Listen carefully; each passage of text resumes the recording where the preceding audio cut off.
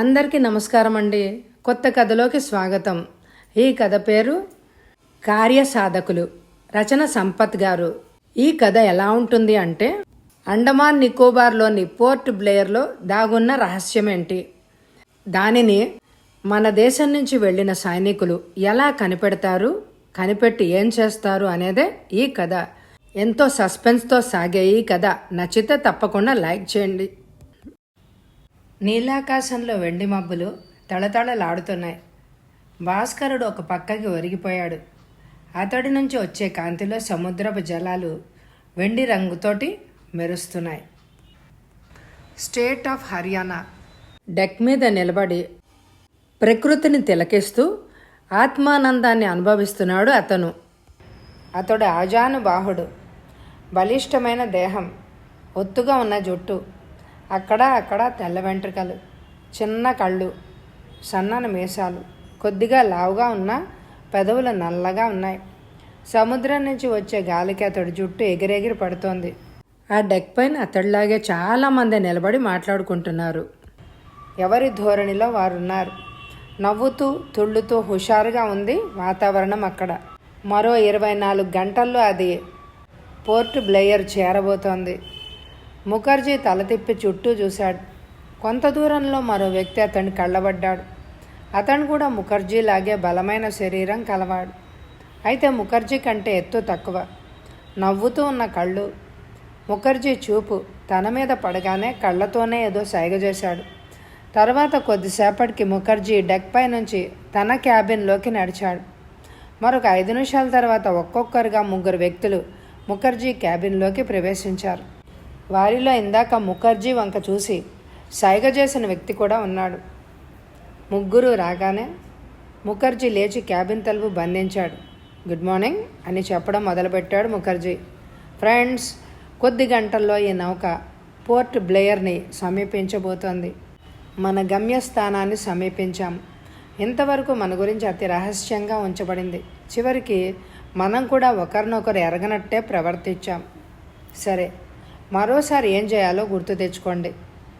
ఈ షిప్ కెప్టెన్కు తప్ప ఇతరులకు మనం ఎవరమో తెలియదు. ఈ రాత్రికే మనం ఇక్కడి నుంచి తప్పించుకోవాలి.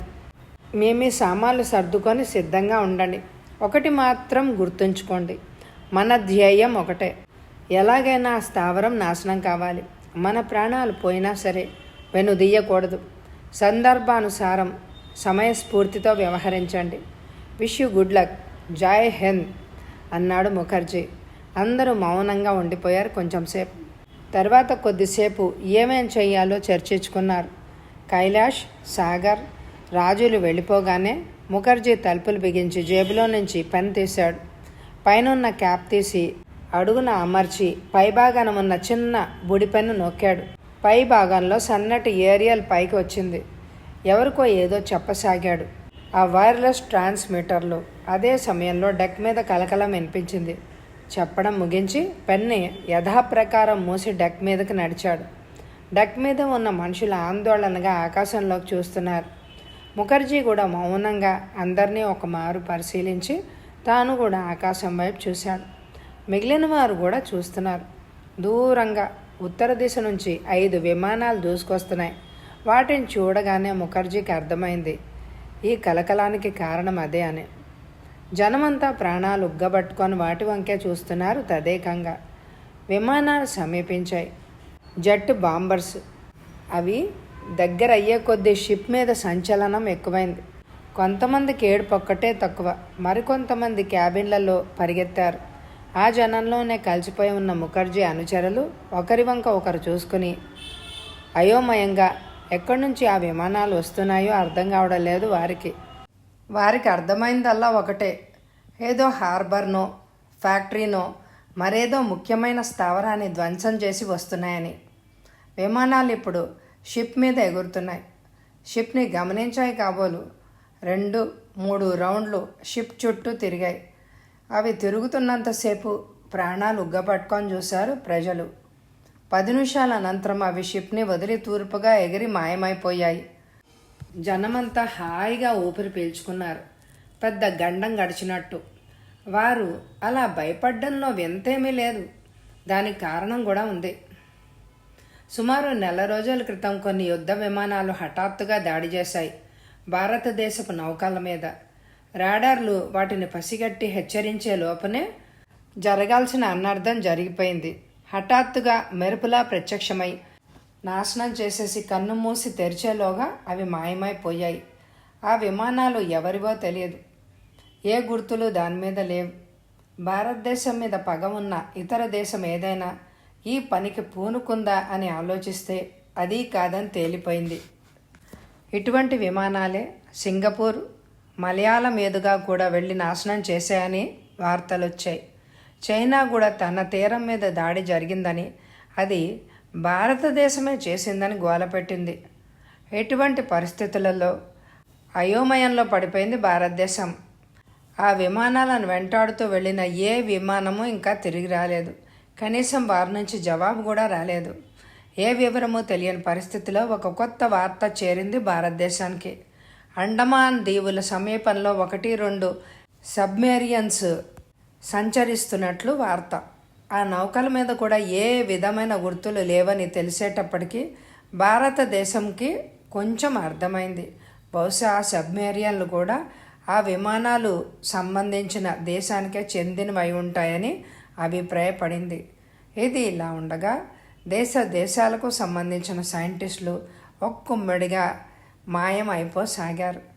వారిని అందరినీ దొంగిలించి ఆ బేస్లోకే చేర్చాలని వదంతి. కానీ దానిలోని నిజాలు తెలియవు. మొత్తం మీద ఏవో ప్రమాదాలు రానున్నాయని మాత్రం గ్రహించింది ఇండియా. వెంటనే భారతదేశం రంగంలోకి దిగింది. అతి రహస్యంగా, త్వరితంగా వివరాలు సేకరించింది. ఫలితమే మిలిటరీ అధికారులైన సాగర్, కైలాష్, రాజ్, ముఖర్జీల ప్రయాణం. సర్వహంగులతో రహస్యంగా వారి ప్రయాణం ప్రారంభమైంది. రాత్రి 11 గంటలు దాటిన తర్వాత జాగ్రత్తగా రహస్యంగా డెక్ పైకి వచ్చారు ముఖర్జీ బృందం. అంతకుముందే లైఫ్ బోట్ తీసి రెడీగా ఉంచబడి ఉన్నాయి. వాటిని జాగ్రత్తగా, శబ్దం కాకుండా నీటిలోకి జార విడిచారు. అవసరమైన సామాన్లన్నీ వాటర్ ప్రూఫ్ బాక్సుల్లో ఉన్నాయి. వాటిని బోట్స్లోకి దించారు. తాడు నిచ్చెన ద్వారా బోట్లోకి దిగారు. కెప్టెన్కి వీడ్కోలు చెప్పి బోట్లను నడపడం ప్రారంభించారు. తాడు పైకి లాక్కుని ఏమీ ఎరగనట్టు వెళ్ళిపోయాడు కెప్టెన్. స్టేట్ ఆఫ్ హర్యానా ముందుకు దూసుకుపోయింది. లైఫ్ బోట్లలో మిగిలిపోయింది ముఖర్జీ బృందం. చుట్టూ అంతులేని చీకటి. ఆకాశంలో చిన్న మబ్బు కూడా లేదు. నక్షత్రాలు మాత్రం స్పష్టంగా కనిపిస్తున్నాయి. దూరంగా నౌక దీపాలు. టార్చ్ వెలిగించి కంపాస్ చూశాడు ముఖర్జీ. ఏ దిక్కుగా పోవాలో చెప్పాడు. తెడ్లతో బోట్లను నడపడం ప్రారంభించారు. సముద్రం మీద నుంచి వీచే చల్లని గాలి వణుకు పుట్టిస్తోంది. గాలి హోరులో మాటలు కూడా వినిపించడం లేదు. పెద్దగా మాట్లాడుకుంటూ వంతుల వారీగా బోట్లను నడుపుతున్నారు. రాత్రి 12:30 గంటల ప్రాంతంలో ఒక దీవి తగిలింది. అక్కడ విశ్రాంతి తీసుకుందాం అన్నాడు కైలాష్. మిగిలిన వాళ్ళు కూడా అలసిపోయి ఉండడం వల్ల అంగీకరించి బోట్లను దీవికేసి నడిపారు. బోట్లను తీరం మీదకి చేర్చారు. ఆ దీవి అంతా చెట్ల మయంగా ఉంది. రకరకాలైన చెట్లు దట్టంగా ఉన్నాయి. టార్చ్ లైట్ వెలిగించి చూశారు. జాగ్రత్త, విష పురుగులుంటాయి హెచ్చరించాడు ముఖర్జీ. అందరూ కలిసి బోట్లను చెట్ల మధ్యకు లాగి ఆకులతో కప్పేశారు. తెల్లవార వస్తోంది. పగలిక్కడే ఉండిపోదామన్నాడు ముఖర్జీ. కాపలాగా సాగర్ను ఏర్పాటు చేసి మిగిలిన వాళ్ళు మంచి చోటు చూసుకుని నిద్రకు ఉపక్రమించారు. వెంటనే నిద్ర పట్టేసింది వారికి. సాగర్ కాపలాగా కూర్చున్నాడు. అతడి చేతిలో చిన్న మెషిన్ గన్, టార్చ్ లైటు ఉన్నాయి. ఏ చిన్న శబ్దమైనా పరీక్షించి చూస్తున్నాడు. అరగంట హాయిగా గడిచింది. చిన్నగా ఉలిక్కి పడ్డాడు సాగర్. అతని పాము చెవులు ఏదో శబ్దం పసిగట్టాయి. చెవులు రెక్కించి మరింత జాగ్రత్తగా విన్నాడు. ఏదో శబ్దం. మోటారు బోటుదై ఉండాలి అని భావించాడు. ఎటు నుంచి వస్తోందో తెలియడం లేదు. లీలగా వినిపిస్తోంది గాలి ద్వారా. ఒకసారి చూసొస్తే అని అనుకున్నాడు తనలో తాను. కానీ మిగిలిన వాళ్ళను ఒంటరిగా వదిలి వెళ్ళడం ఇష్టం లేదు. వారి వైపు ఒకసారి చూశాడు. నిశ్చింతగా నిద్రపోతున్నారు. ఏదో నిశ్చయానికి వచ్చి మెషిన్ గన్ పొజిషన్లో పట్టుకుని టార్చ్ లైట్లు వెలిగించకుండా తీరం వైపు నడిచాడు. మెత్తటి ఇసుకలో కాళ్ళు కూరుకుపోతున్నాయి. హోరుమని గాలి, సముద్రపు ఘోష. ఆ గాలి వెంటే వస్తోంది శబ్దం. ఒకసారి చుట్టూ పరికించి శబ్దం వస్తున్న వైపు అడుగులేశాడు. చలిగాలి రివ్వున కొడుతోంది. ఒంటి నిండా ఉన్ని దుస్తులు, కాళ్లకు సాక్స్, బూట్లు, చేతులకు గ్లౌజెస్ ఉండడం వల్ల అంతగా ప్రమాదం లేదు. గాలి వల్ల తీరమంట పోయే కొద్దీ శబ్దం ఎక్కువ కాసాగింది. ఇప్పుడు ఆ శబ్దం స్పష్టంగా వినిపిస్తోంది. హెలికాప్టర్. ఆశ్చర్యపోయాడు సాగర్. ఈ నిర్జన దీవిలో రాత్రిపూట హెలికాప్టర్ ఎలా వచ్చింది? ఒకవేళ ఇదే తాము అనుకుంటున్న శత్రు స్థావరం కాదు కదా. ఈ ఆలోచన తట్టడంతోనే మరింత జాగ్రత్తగా ఉండాలని తీర్మానించుకుని చుట్టూ మరోమారు పలికించాడు. వాతావరణంలో ఏమీ మార్పు లేదు.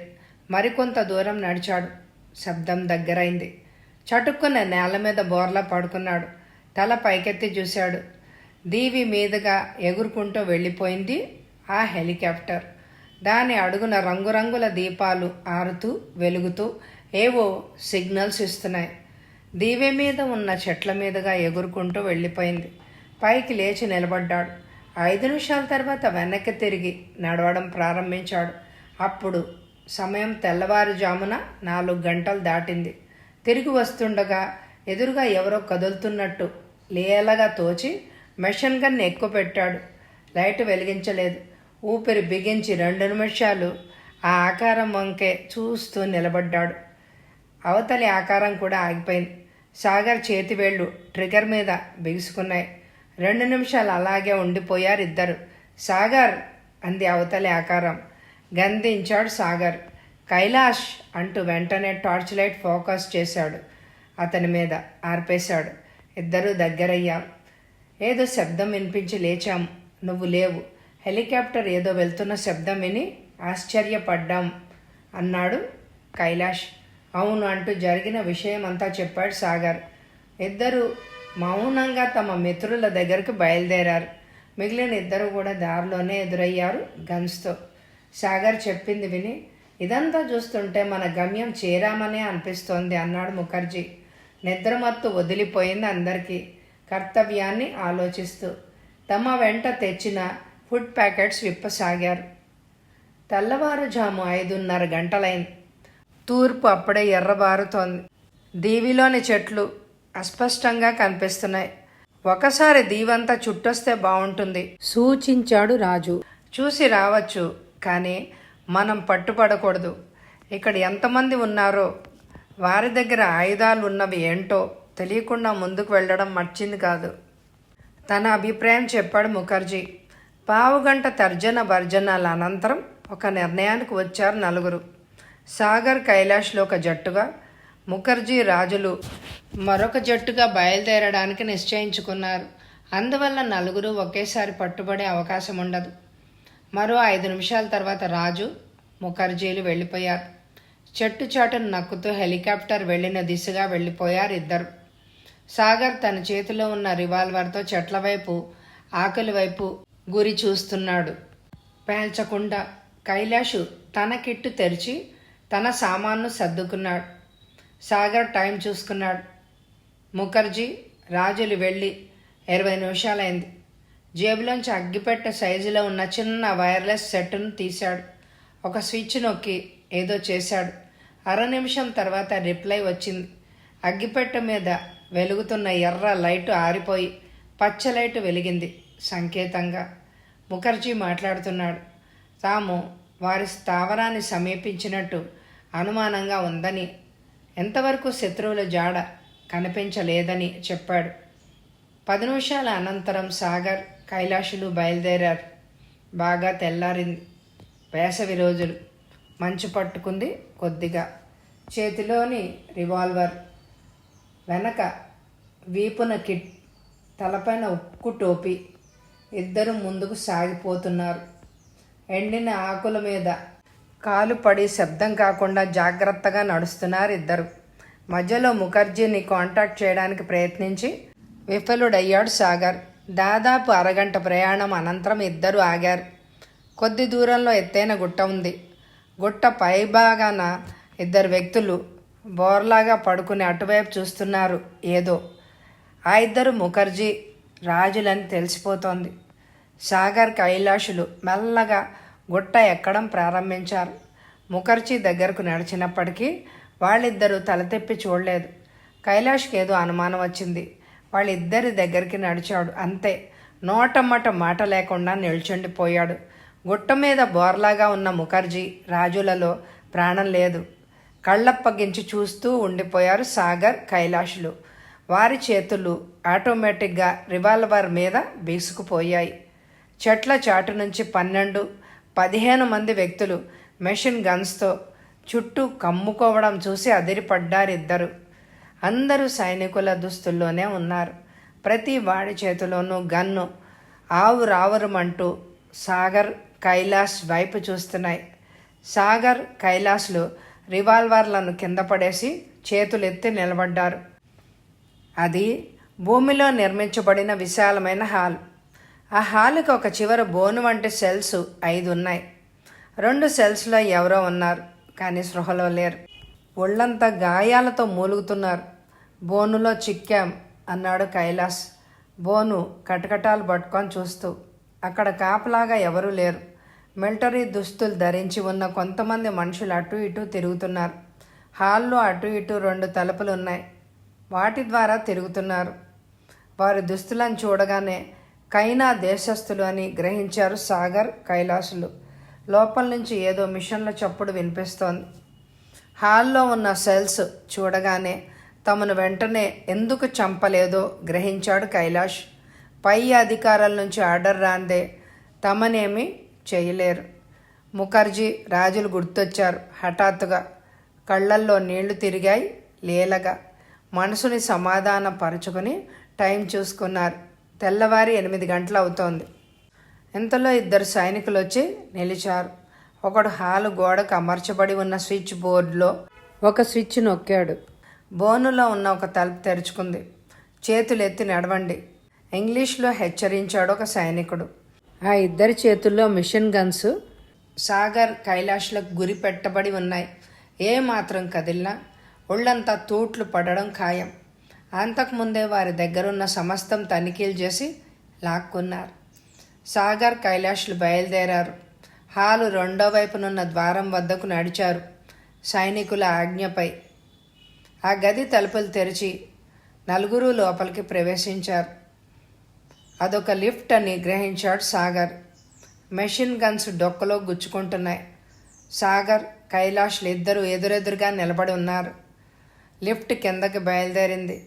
కళ్ళతోనే కైలాష్ని హెచ్చరించాడు సాగర్. బూటుకాలతో అడుగున టర్రమని 3 సార్లు కొట్టాడు. సైనికులకు అనుమానం వచ్చింది, కానీ అప్పటికే సమయం మించిపోయింది. సాగర్ కైలాష్లు చటుక్కున కూర్చుని సైనికుల కాళ్ళని పట్టుకొని గుంజారు. సైనికులు కింద పడ్డారు. 10 నిమిషాల తర్వాత లిఫ్ట్ కిందకి దిగిపోయింది. లిఫ్ట్ తలుపు తెరిచి తొంగి చూశాడు సాగర్. వెడల్పుగా ఉన్న నడవ. ఒక చివర ఏదో తలుపుంది. 2వ చివర నడవ 2 భాగాలుగా చీలిపోయింది. బయటకు నడిచాడు సాగర్. అతడిప్పుడు కైనా సైనికుల దుస్తుల్లోనే ఉన్నాడు. నిజానికి ఆ డ్రెస్ సాగర్కు ఫిట్ అయింది. అయినా పరీక్షగా చూస్తే తప్ప కనుక్కోలేరు. నడవ చివరకు నడిచి తలుపు తెరిచి చూశాడు. అదొక స్టోర్ రూమ్లా ఉంది.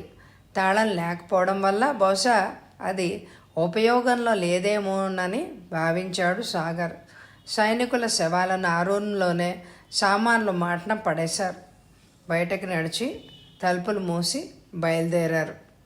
ఇంతలో హఠాత్తుగా పక్కనే ఉన్న తలుపులు తెరుచుకుంది. ఉలిక్కి పడ్డారు ఇద్దరు. తలుపు తెరుచుకుని లిఫ్ట్లో నుంచి ఒక సైనికుడు దిగాడు. సాగర్ కైలాష్ వంక పరీక్షగా చూడబోయారు. అది గమనించిన సాగర్ త్వరితగతిన నడిచి లిఫ్ట్లోకి చేరి తలుపులేసుకున్నాడు. లిఫ్ట్ స్విచ్ నొక్కగానే పైకి లేచింది. దాని మధ్యలోనే ఆపాడు. 2 నిమిషాలు అలాగే ఉండిపోయారు ఇద్దరు. తర్వాత మళ్ళా కిందకి దిగారు. సైనికులు ఎక్కడా? ఇద్దరు ఒకరినొకరు చూసుకొని నవ్వుకున్నారు. నడవ చీలిన చోటుకు రాగానే ఎటు వెళ్ళాలి అన్న ప్రశ్న ఉత్పన్నమైంది. చివరికి రెండు వైపులకు పోయి చూసి రావాలి అని తీర్మానించుకున్నారు. ఎడమ వైపు ఉన్న నడవ వెంట నడిచారు. తలుపేసింది. కొద్దిగా తెరిచి చూశాడు సాగర్. అది డైనింగ్ హాల్లా ఉంది. ట్రేళ్లలో పదార్థాలను పెట్టుకుని బట్లర్లు అటు ఇటు తిరుగుతున్నారు. డైనింగ్ హాల్లో ఎవ్వరూ సైనికులు లేరు. 2 నిమిషాలు అలానే చూసి కైలాష్ వంక చూసి నవ్వి అన్నాడు, ఒక చిన్న గమ్మత్తు చేస్తాను చూడు. కైలాష్ వారించబోయాడు. కానీ సాగర్ తలుపు తెరుచుకుని లోపలికి చొరబడ్డం జరిగిపోయింది. తాను కూడా లోపలికి వెళ్ళిపోయాడు కైలాష్. సాగర్ ముందుకు నడిచి డైనింగ్ టేబుల్ వద్ద ఖాళీగా ఉన్న ఒక కుర్చీలో కూలబడ్డాడు. అతని పక్కనే ఉన్నాడు కైలాష్. అతడికి లోపల భయంగాను సాగర్ మీద కోపంగానూ ఉంది. సాగర్ ఎప్పుడు అంతేనని అతడికి తెలుసు. ధైర్యంగా ముందుకు దూసుకుపోతాడు. తల మీద ఉన్న మెటల్ హెల్మెట్ని తీయలేదు. ఒక బట్లర్ వాడి వద్దకు వచ్చాడు. కైనా భాషలో ఏదో చెప్పాడు సాగర్. ఆ బృందంలో ముఖర్జీ సాగర్లకి మాత్రమే కైనా భాష వచ్చు. బట్లర్ వారి వైపు అనుమానంగా చూస్తూ ట్రేలో పదార్థాలు తెచ్చాడు. సాగర్ గద్దించేసరికి అతన్ని అక్కడి నుండి తప్పుకున్నాడు. ఇద్దరూ తృప్తిగా ఫలహారాలను పూర్తి చేశారు. వేడి టీ తాగి ఇద్దరూ బయటికి నడిచారు. ఎలా ఉంది అడిగాడు సాగర్. నా తలక ఎలా ఉంది. మన ఇద్దరిని గమనించారు. అయినా నీకెంత ధైర్యం? ఇందులో ఏం లేదు. ఈ బట్లర్ని చూసావు కదా, బలవంతంగా పనిచేస్తున్నట్టు వాళ్ళ మొహాలు చూస్తేనే తెలుస్తోంది. నేను అప్పుడే ఊహించాను. వీరికి ఇష్టం లేని పనుల్ని బలవంతంగా చేయిస్తున్నారు. అందుకే గద్దించేసరికి భయపడిపోయారు. బహుశా కొత్తగా చేరుంటారు. ఇద్దరూ నడవ రెండో వైపుకి నడిచారు. నడవ చివర ఒక ఉక్కు తలుపు ఉంది. దాన్ని తెరవడానికి స్విచ్ కూడా దాపుల్లో కనిపించలేదు. సామాన్యంగా అండర్ గ్రౌండ్లో తలుపుల పక్కనే స్విచ్లు ఉంటాయి. కానీ ఈ తలుపుకు లేకపోవడంతో అనుమానం వచ్చింది సాగర్కి. ఈ తలుపు చాలా ముఖ్యమైనది అయి ఉండాలి అన్నాడు కైలాష్తో. గోడ పక్కనే తడిమాడు. 2-3 నిమిషాల తర్వాత గోడ మీద అతి చిన్న బొడిపె కనిపించింది. దాన్ని నొక్కగానే తలుపు పైభాగాన అరచేయి వెడల్పు ఉండే తలుపు తెరుచుకుంది. లోపల నుంచి ఆటోమేటిక్గా ఏదో బయటకు వచ్చింది. అదేంటో గ్రహించే లోపలే జరగవలసిన అనర్థం జరిగిపోయింది. టెలివిజన్ కెమెరా లెన్స్ అది. సాగర్, కైలాష్లు టెలివిజన్లోకి ఎక్కారు. అండర్ గ్రౌండ్లో ఉన్న కంట్రోల్ రూమ్లో రకరకాల మిషన్లు. వ్యక్తులు హడావిడిగా ఉన్నారు. ఆపాద మస్తకం నల్లటి, ఎర్రటి మొదలైన రంగుల దుస్తులు ధరించిన వ్యక్తులు కంప్యూటర్ల ముందు, ఇతర పరికరాల ముందు కూర్చుని పనుల్లో మునిగిపోయి ఉన్నారు. వారి ముఖాలకున్న మాస్కులను, కళ్ళ దగ్గర మాత్రం 2 చిన్న కంటలు ఉన్నాయి. అందరి చేతులకు గ్లౌజెస్, కాళ్లకు రబ్బర్ బూట్లు ఉన్నాయి. ఆ హాల్లో ఎన్నో రకాల మెషిన్లు, కంప్యూటర్లు ఉన్నాయి. రంగురంగుల బల్బులు వెలుగుతూ ఆరుతూ అదొక గమ్మత్తైన లోకంలాగా ఉంది. ఆ హాల్లో అన్ని పరికరాలు పనిచేస్తున్నప్పటికీ మొత్తం హాలు 3 భాగాలుగా విభజించబడి ఉంది. ఒక భాగం దీవి బయట శత్రువుల ఉనికిని కనిపెట్టడానికి అవసరమైన టెలివిజన్ సెట్స్, ఇతర పరికరాలను కలిగి ఉంది. మరో భాగం అండర్ గ్రౌండ్ లోపలున్న నిర్వహణని చూస్తోంది. మూడో భాగం చాలా ముఖ్యమైనది. ప్రతి వారి ముందు టెలివిజన్ సెట్స్ ఉన్నాయి.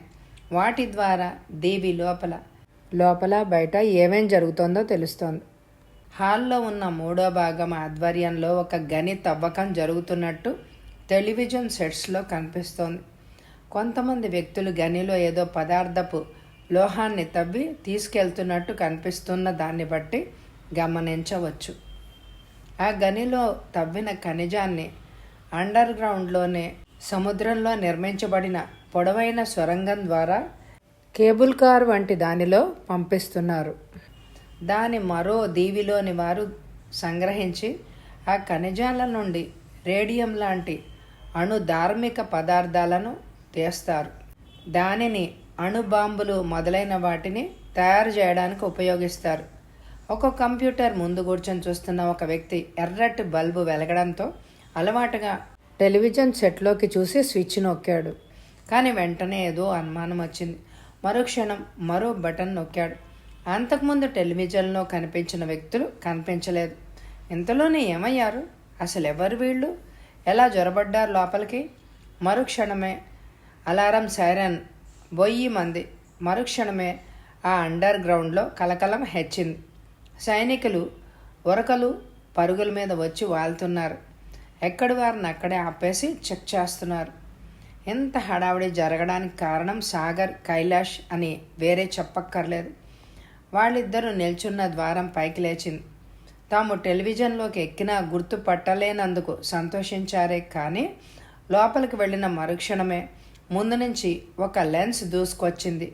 ఇద్దరు కింద కూర్చున్నారు చటుక్కున. ఫలితంగా కంట్రోల్ రూమ్లో ఉన్న వ్యక్తికి వీరు కనిపించకపోవడం, అనుమానం బలపడ్డం జరిగేది గ్రహించారు ఇద్దరు. వారు ప్రవేశించిన మార్గం సన్నటి నడవలాగా ఉంది. అంతకుముందు నుంచి వినిపిస్తున్న ఇంజన్ శబ్దం ఎక్కువైంది. మనల్ని గ్రహించారు, వెంటనే ఇక్కడి నుంచి తప్పుకోవాలి అన్నాడు కైలాష్. ఇద్దరు అలా కింద కూర్చునే పాకుతూ వెళ్ళిపోయారు. ఇక్కడంతా ఆటోమేటిక్ సిస్టంలా ఉంది. అవతలి వైపు తలుపు బంధిస్తే అనుమానంగా అడిగాడు కైలాష్. సాగర్ జవాబు ఇవ్వలేదు. అంతకుముందే ఆ అనుమానం అతడికి కూడా వచ్చింది. సైనికుల బూట్ల చప్పుడు వినిపిస్తోంది. గబగబా పాకారు. తలుపు దగ్గరకు చేరుకున్నారు. బరువుగా ఊపిరి పీలుస్తూ ఉండిపోయారు కొంచెంసేపు. అదే సమయంలో తలుపు దగ్గర చప్పుడైంది. ఇద్దరూ వెల్లికిలా పడుకుని మెషిన్ గన్స్ తలుపు వైపు ఉంచి గురిపెట్టారు. తలుపులు తెరుచుకుంది. ధన్ ధన్ ధన్ ధన్ 3 సెకండ్లు గుళ్ళ వర్షం కురిసింది. ఆ నడమ అంతా రీసౌండ్తో అదిరిపోయింది. టపటపా రాలిపోయారు కొంతమంది సైనికులు. మిగిలిన వాళ్ళు పక్కకు నక్కారు. రెండో వైపు తిరిగాడు సాగర్. అటు నుంచి తలుపు తెరుచుకుంది. కొంతమంది లోపలికొచ్చారు. సాగర్ చేతిలోని గన్ గర్జించింది. కొంతమంది కూలిపోయారు. చటుక్కున బయటికి పరిగెత్తారు సైనికులు. తర్వాత మరొక 10 నిమిషాలు సైనికులతో దాగుడుమూతలాడారు సాగర్, కైలాష్. కైలాష్ పిక్కలోనికి దూసుకుపోయింది ఒక గుండు. నిప్పు కణిక లోపల పెట్టి తిప్పుతున్నంత బాధ. 2 నిమిషాల సేపు నిశ్శబ్దం. ఇరువైపులా తలుపులు తెరుచుకోలేదు. సాగర్, కైలాష్లు తలుపులకు గురిపెట్టి కాల్చారు. రంధ్రంలో పడి ఎవరిదో ఆర్తనాదం వినిపించింది. ఎటువైపు తలుపులు తెరుచుకొని ఇద్దరు జంప్ చేసి నేల మీద పడిపోయారు. మరో ఇద్దరు కూలిపోయారు. ఇప్పుడు ఆ చిన్న గదిలో 5-6 శవాలు తప్ప ఏమీ లేవు. అదొక లిఫ్ట్ అని గ్రహించారు సాగర్. మరుక్షణమే లిఫ్ట్ కిందకి దిగింది. మనల్ని కిందకు దింపుతున్నారంటే కింద ఆహ్వానం ఎదురు చూస్తోందన్నమాట అన్నాడు సాగర్. కైలాష్ పళ్ళ బిగువులో బాధ భరిస్తూ మెషిన్ గన్ అందుకున్నాడు. పిక్కకి రుమాలు కట్టినా రక్తస్రావం ఆగడమే లేదు. సాగర్కి కైలాష్ బాధ తెలుసు, కానీ విచారించడానికి ఇది తగిన సమయం కాదు. అంత సమయమూ లేదు. లిఫ్ట్ ఆగింది. తలుపులు తెరిచాడు పక్క నుండి. బయట నుంచి గన్స్ గర్జించాయి. అడుగు నుంచే కాల్చారు ఇద్దరు. 2 నిమిషాల అనంతరం బయట ఎవరూ లేరు. అలారం బొయ్యమంటోంది ఇంకా. లిఫ్ట్ బయటకు నడిచి నడవా వెంట ఉన్న తలుపులు తెరిచాడు. పెద్ద హాల్ కనిపించింది. లోపలికి నడిచి తలుపులు వేసేశారు. అదొక హాలు. అంతర్భాగం లైట్ల కాంతితో పట్టపగల్లా ఉంది. హాలు ఆ చివర వెడల్పైన సొరంగ ముఖద్వారం కనపడుతోంది. ఆ స్వరంగం పైభాగాన బలమైన ఇనుపతాడు ఉండి దానికి వెడల్పుగా ఉన్న తొట్టెలాంటిది వేలాడుతోంది. ఆ తొట్టె నిండా గనిలోంచి తీయబడిన ఖనిజాలు నింపబడి ఉంది. హాల్లోని మెషిన్ గన్ల ద్వారా ఆ తొట్టె స్వరంగ మార్గం గుండా ప్రయాణించి 2వ దీవిని చేరుతుంది. అటువంటి తొట్టెలు ఆ సొరంగంలో ఈజీగా 2 పడతాయి. అంటే అటు నుంచి రావడం, ఎటు నుంచి పోవడం జరుగుతున్నాయన్నమాట. అయితే ఆ హాల్లోని మెషిన్లన్నీ నిశ్శబ్దంగా ఉన్నాయి. తొట్టెలో కదలిక లేదు. ఆ హాల్లో ఎవరూ లేరు. అలారం మోత విని అందరూ పోయి ఉంటారని గ్రహించాడు సాగర్. అయితే ఆ ఖనిజం ఏంటో, ఆ తొట్టె ఎక్కడికి వెళ్తోందో అతడికి తెలియదు. కైలాష్ని హెచ్చరించాడు. ఇద్దరు ముందుకు పరిగెత్తారు. కైలాష్ని తొట్టెలోకి ఎక్కించి మెషిన్ల దగ్గరికి పరిగెత్తి పరిశీలించాడు సాగర్. 2 నిమిషాల ప్రయత్నం తర్వాత మెషిన్ స్టార్ట్ అయింది. రివ్వున పోయి తాను కూడా తొట్టెలోకి ఎక్కాడు. సొరంగ మార్గం చీకటిగా ఉంది. కనీసం అక్కడ అన్నా కూడా లైట్లు లేవు. తొట్టె కుదుపులకి కైలాష్, సాగర్లు ఎగిరెగిరి పడుతున్నారు. రక్తం చాలా పోయింది కైలాష్కి. నిస్త్రాణతో కళ్ళు మూసుకున్నాడు. సాగర్ ఆలోచిస్తున్నాడు. ఈ సొరంగం ఎంత దూరం వరకు ఉంది? ఈ ఖనిజం యొక్క ఉపయోగం ఏంటి? తమపై దాడి చేసిన విమానాలు వీరు ఒకే దేశం అని తెలుస్తోంది. కానీ విమానాలు కనిపించలేదు. కానీ అక్కడి అండర్ గ్రౌండ్ చూస్తుంటే విమానాలను కూడా అండర్ గ్రౌండ్లో దాచి ఉండాలి. అందుకే తమ కళ్ళ పడలేదు. సాగర్, ఎన్ని ప్రమాదాలైనా ఎదుర్కొని నువ్వైనా ఈ కార్యం పూర్తి చేయి, కైలాష్ అన్నాడు మందలిస్తున్నట్లు సాగర్. అవును, నాకు తెలుసు సాగర్. నా రక్తం చాలా పోయింది. నేను ఎక్కువసేపు బ్రతకలేను. నీ వెంట ఉండి నీకు అడ్డు రాలేను. నన్ను వదిలేయి. ఆ కంఠంలో దీనత్వం లేదు. దేశం కోసం ప్రాణాలిస్తున్నానన్న ఆనందం ఉంది. డోంట్ బీ ఫూలిష్ అన్నాడు సాగర్. నీ ప్రాణాలకేం భయం లేదు. నిరుత్సాహపడకు. కైలాష్ బలహీనంగా నవ్విన నవ్వు సాగర్కు ఆ చీకట్లో కనిపించలేదు. కానీ కైలాష్ ఏమీ అనలేదు. మౌనంగా కళ్ళు మూసుకున్నాడు. తొట్టె ఉన్నట్టుండి ఆగిపోయింది. సాగర్, అటు చూడు. వెనక్కి తిరిగి వచ్చిన వైపు చూపించాడు కైలాష్. అతని కంఠధ్వని బట్టి వెనక్కి తిరిగి చూశాడు సాగర్. దూరంగా లైట్లు అగుపిస్తున్నాయి. ఎవరో వస్తున్నారు. వెంటనే ఇక్కడి నుంచి పారిపోవాలి, పదా. ఇద్దరూ కిందకి దిగారు. అడుగున గచ్చు నేలలాగా గట్టిగా ఉంది. అడుగు తీసి అడిగేస్తుంటే చప్పుడవుతోంది. నేను వద్దు, నువ్వు తప్పించుకో, వాళ్ళని నేను కవర్ చేస్తాను అన్నాడు కైలాష్ మెషిన్ గన్ లైట్ల వైపు పరిగెడుతూ. సాగర్ కదల్లేదు. సాగర్, క్విక్, వెళ్ళిపో, వాళ్ళు వచ్చేస్తున్నారు. నా గురించి ఏమో ఆలోచించకు అరిచాడు కైలాష్ చిన్నగా. ఇంతలో లైట్ల వైపు నుండి కాల్పులు వినిపించాయి. చటుక్కున బోర్లా పడిపోయారు ఇద్దరు. సాగర్, క్విక్, గో అవే ఒత్తిడి చేశాడు కైలాష్. అతడి కంఠంలో బలం లేదు, నీరసంగా ఉంది. కైలాష్ది మొండి పట్టు అని తెలుసు సాగర్కి. ఇంతలో సొరంగం రెండో వైపు లైట్లు, చప్పుళ్ళు కనిపించాయి, వినిపించాయి. ఉలిక్కి పడ్డారిద్దరు. ఆల్ రైట్, నేను వెళ్తున్నాను. చివరిసారిగా కైలాష్ చేతిని నొక్కి సొరంగం రెండో వైపుకు పరుగు తీశాడు సాగర్. అతడి బూట్ల చప్పుడు సొరంగంలో ప్రతిధ్వనిస్తోంది. వెనక నుంచి కాల్పులు మొదలయ్యాయి. సొరంగం కూలిపోతుందేమో అన్నంత శబ్దం. కైలాషు ఇటు నుంచి కాలుస్తున్నాడు. ఎదురుగా లైట్లు కనిపిస్తున్నాయి. పరుగెడుతూనే కాల్చాడు. నిమిషం తర్వాత చీకటి అలుముకుంది. ఆగిపోయాడు సాగర్. అక్కడ సొరంగం వంకర తిరిగింది. ముందు కూడా ఉంది. తొట్టె మొదట వంకర తిరిగిన చోట ఆగిపోగానే దాన్ని అక్కడ ఖాళీ చేస్తారు. అది హాల్లో నుంచి తిరిగి సొరంగంకు ఎదురుగానున్న మార్గం నుంచి తిరిగి సొరంగంలోకి ప్రవేశిస్తుంది. వంకర తిరిగిన గోడ కానుకొని తల తొంగి చూశాడు. దైన్నం అన్నాయి గన్స్. తల వెనక్కి లాక్కోకపోతే బద్దలైపోయేది. తమ గురించి వేట పెద్ద ఎత్తులోనే సాగుతోందని తీర్మానించుకున్నాడు. వెనక నుంచి చప్పుళ్ళు వినిపిస్తున్నాయి. ఇంకా సొరంగం అంతమైన హాలు కూడా అంతకుముందు చూసిన హాలు మాదిరిగానే ఉంది. ఇక్కడ మిషన్లు మాత్రం లేవు. హాల్ అంతా ఖనిజంతో నిండిపోయి ఉంది. ఆ ఖనిజం మీద నిలబడి గన్స్ పేలుస్తున్నారు 5 సిపాయిలు. సాగర్ బోర్లా పడుకున్నాడు. గన్ని మాత్రం బయటపెట్టి సైనికులు ఉన్నవైపు గుర్తుంది గనక ట్రిగర్ నొక్కాడు. ఆర్తనాదాలు వినిపించాయి. ఒక గుండు వచ్చి ముంజేతి మణికట్టులో దిగబడింది. వెనక్కి లాక్కున్నాడు చేతిని. మెషిన్ గన్ ఉళ్ళకి సొరంగం గోడ పెచ్చులు ఊడిపోయింది. నెమ్మదిగా తల బయటకు పెట్టి చూశాడు. 5 పడిపోయి ఉన్నారు. లోపలికి అడుగుపెట్టాడు. అదే సమయంలో సొరంగంలో చప్పుళ్ళు ఆగిపోయాయి. హాల్లో ఉన్న ఖనిజాలను దాటుకుంటూ ముందుకు నడిచాడు సాగర్. హాలు చివర ఒక గది ఉంది. చూస్తేనే అదొక లిఫ్ట్ అని తెలుస్తోంది. దానిలోకి ప్రవేశించి స్విచ్ నొక్కాడు. సొరంగంలో ఈపాటికి కైలాష్ చనిపోయే ఉంటాడు.